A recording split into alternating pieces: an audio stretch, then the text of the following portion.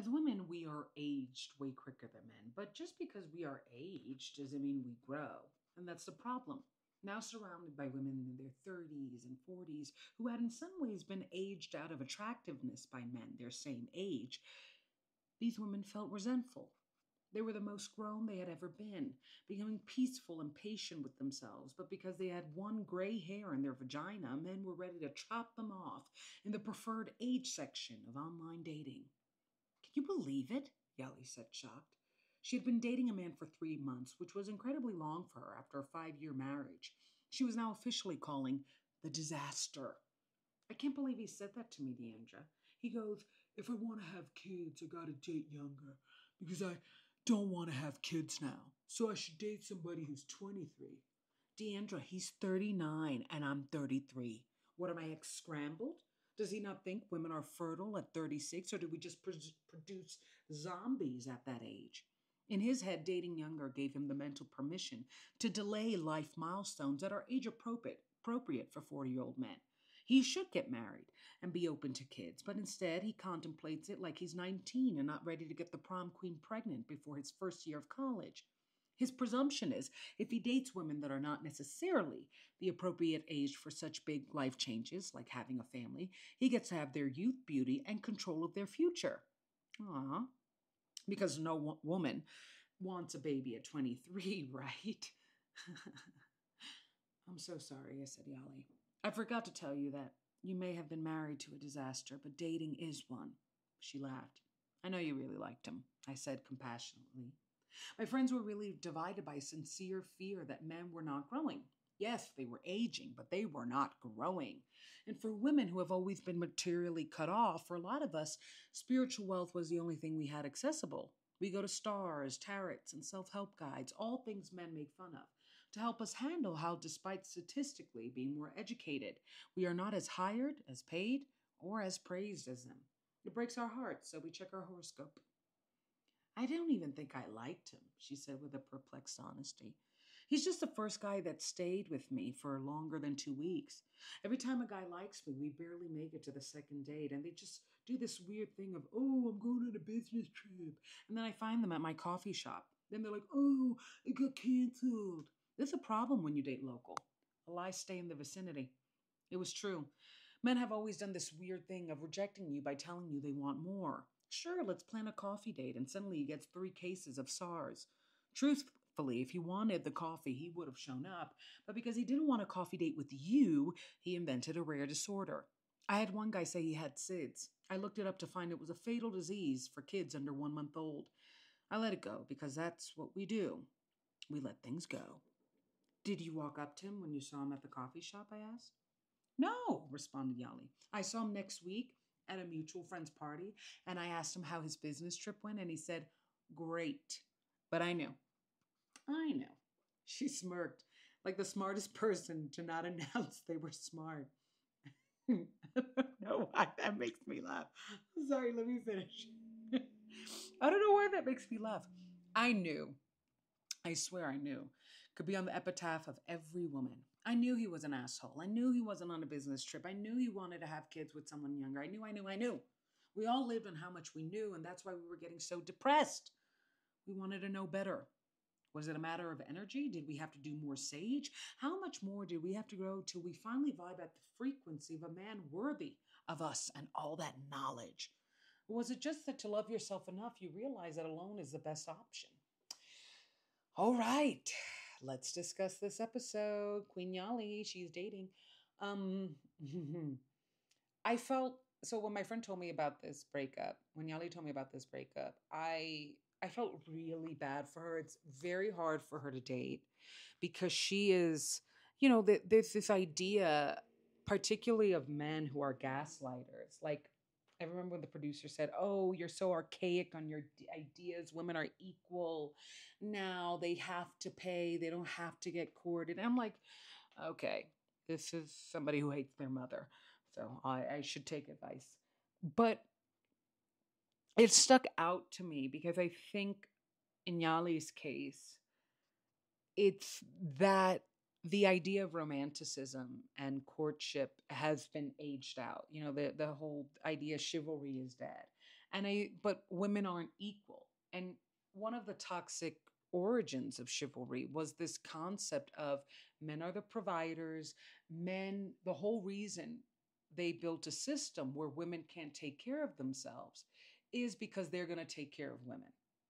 That's the toxicity of female inequality. And it goes back to every form of oppression, racism, classism, sexism. It every negativism is born from this concept of I'm going to make you emote, sound, and look even to yourself so emotionally decrepit, so mentally unstable that I take your material resources. Like a really smart woman, if she confronts the wrong man, is just crazy. A really talented woman, if she is bossed by the wrong man, is just a servant. Do you understand? And I think with Yali, she will be defined as archaic, but she's very like emotional in terms of, and I don't even want to say it like that. She just loves to be loved. And she's got so much love to give. Oh my God, I'm gonna cry. And dating has been really hard for her because she just left this horrible marriage. And now she's like, well, I guess I'm going to end up alone because I think this marriage revealed to her a problem she always had, which is, I got to be loved by the right person too. I can't just love to love. I'm writing a really sad version of Bridgerton here.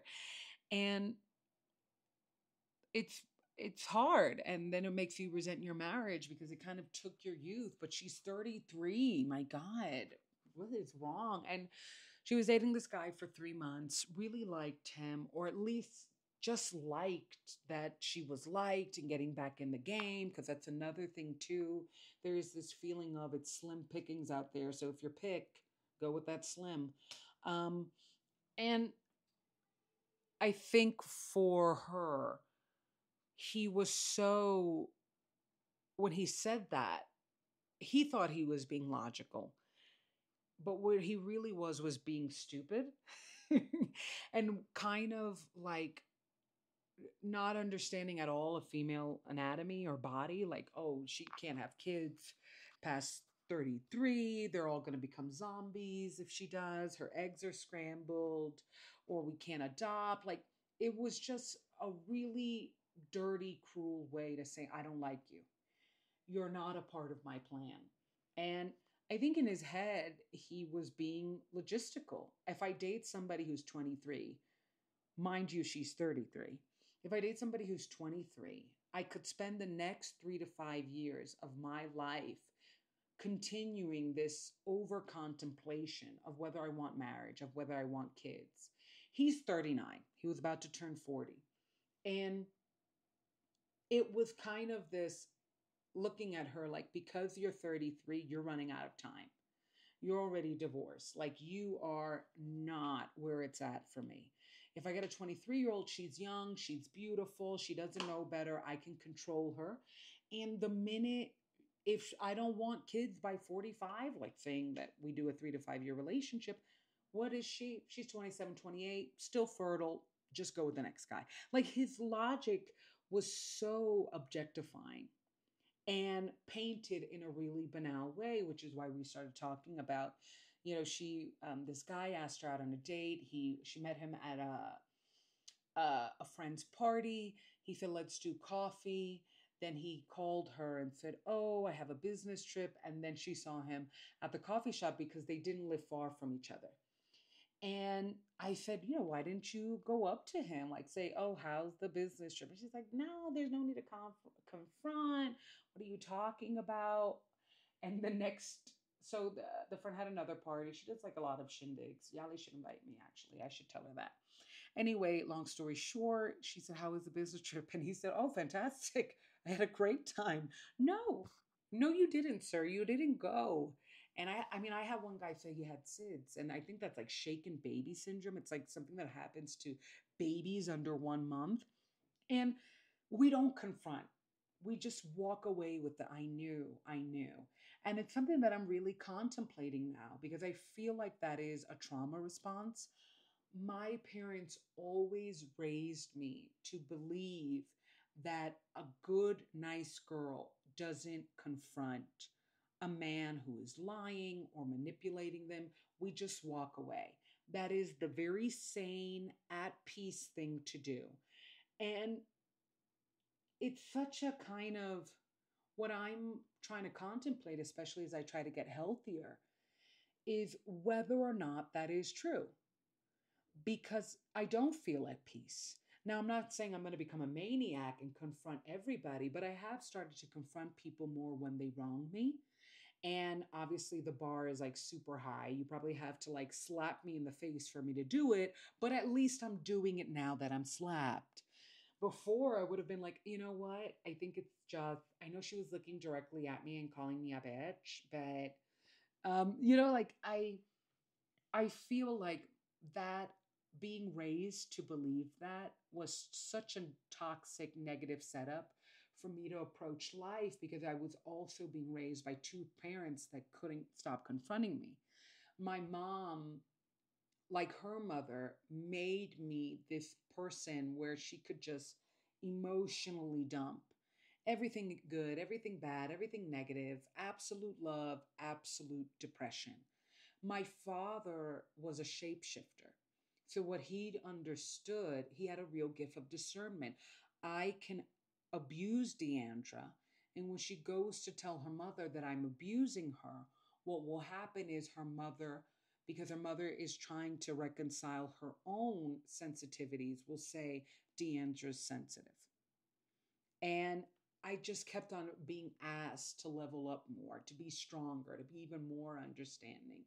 And now I'm in this crux, especially in terms of dating, because there's so many assholes, or rather, I've attracted too many, of kind of being a little more confrontational, saying my boundaries, absolutely not, that's unacceptable, caught you in a lie, and kind of making you uncomfortable because I don't find the I knew of it all comforting anymore. I don't find that whole concept of God knows he's a liar and so do I, but we're both quiet about it peaceful anymore. Oh, I really landed on that P. Um, um, and that's a really hard thing to kind of reconcile with that low tolerance for BS because it feels like a very BSy, bullshitty dating scene right now.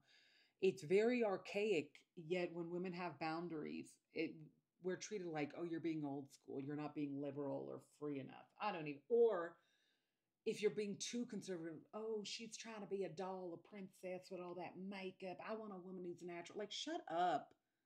Shut up. No one wants you.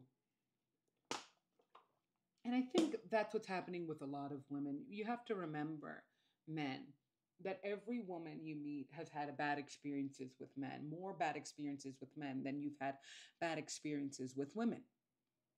And she is carrying that, and you do not have to pay for it. You are totally right. Especially if you're a good guy, this is not your price to pay. But there is such a thing as compassion, and I don't think chivalry should die. I do think that details matter and how you treat another human being because that's what you are attracted to when you yourself are looking for a woman. You're looking for her details. You know, how she wears her hair, how she compliments and your sense of humor. Like, are you both laughing? Your personalities, are they clicking?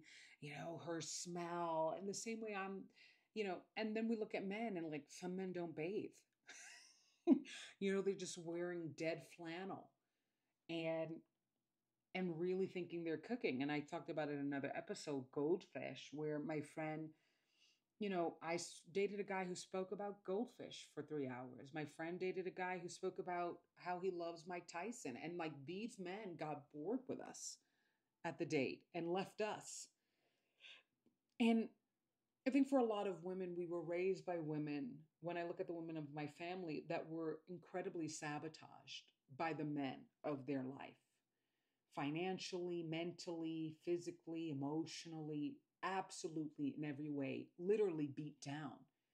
And we're raised by those women in this kind of, it's a double-edged sword, because on one hand they tell us always put yourself first, always be focused, but then if we don't have babies by 22, they're like, where's my great great grandchild? You know, that's what I feel like. I think when I look at the women of my family, how unloved they were by the men that I called uncles and cousins and father, and how that through the years chipped away at their ability to self love. I'm so unattracted to that, deeply unattracted to that. And they made their children their only source of love and are consistently disappointed by their kids, at least especially their daughters, because the men are more allowed to go and have their own families and wives, and unless you get a biatch of a wife or what their mother deems a biatch of their wife, it's like, I understand, but the women were never free. We're always the emotional blanket. And as my mother's emotional blanket, I know she's not healed. I know she's not happy, but I know is not comforting. Where is my comfort? And I think for a lot of women, there is this, and I ended the episode with this kind of question mark because I don't know. I think I saw a TikTok of this girl who was talking about that she's healing herself and she doesn't understand why she's not attracting a great guy because she feels more in tune with herself than ever, which is the argument that a lot of my friends are making in terms of dating and why a lot of them are going in celibacy vows or taking these breaks, because for us, dating is way more draining and toxic than for men, and even literally endangering. And she was talking about it and she got creamed on TikTok because TikTok thinks it's the smartest place to be cruel. And everybody's like, you should be able to be alone. You're clearly not healing. And I understand the argument, especially when it's being made by unhealed people. I think back in the day, I did have a tendency to kind of just burn myself. I didn't realize I was heading for a really bad burnout because I was just jumping from one situation to the next in terms of love and career, one bad boss to another, one bad friend to another, one bad lover to another, out of this concept that every time I was in one of those situations, at least I learned what I didn't want, but I was never learning what I did. And I think why I'm kind of steamed out right now is that I'm trying to figure that out. And it's a lot harder than I thought because I really thought I was being way more preventative and healing than what I was. I was just being like kindly toxic, you know? I thought if I knew that I didn't want a mean person, that automatically I was defining what is kind. And what that landed me was in a lot of love bombers. I thought that if I wanted somebody who was generous towards me, I would naturally attract that now that I had dated a taker. And what I did was, again, get like love bombers. What I kept on getting was people that for like 3 to 4 weeks can hold a good mask and then stay with them for like 4 months, 4 years, or something. Because I think that being raised to have all, like, what's so effed up about my childhood is that all the great of me was used against me. I am a very forgiving person and I was taught to forgive everything. And you can't do that. That's impossible. Like, don't just be a doormat, right? And now what I'm learning is what is unforgivable. I'm learning to have deal breakers, but I understand that that doesn't necessarily mean I know what my deal makers are. And what I felt really bad for that girl is that I understood what she meant. Now that I'm actually healing, I do want somebody, but I know I can't have just anybody. I can't be with everybody. I have to have my selective few. And what I find with a lot of women as they heal more and more is this kind of real fear of permanent isolation. Because you start healing yourself because you let everybody in, because you had no boundaries, because you did everything and you said yes to everything while receiving a world of no. And you burn out and you start rebuilding you, and you literally don't have the mental, emotional, or physical stamina for all your old BS. Like, I can't take on everybody's energy anymore. I just can't. I'll be napping all day. But there are these moments of like, I can't be so isolated. I'm finding better friends. I'm trying to make better career moves. I haven't actually dated in a year and I'm ready. But at the same time, there is this feeling of, I really am ready for the best. And dating can be such a mental health issue for so many women because of things like that, where he put her in this existential crisis over strategy and a really poor strategy at that. Um, but yeah, feel free to discuss, comment, leave your opinion, subscribe to all, and thank you for checking out Daddy Recovery. Yeah, yeah.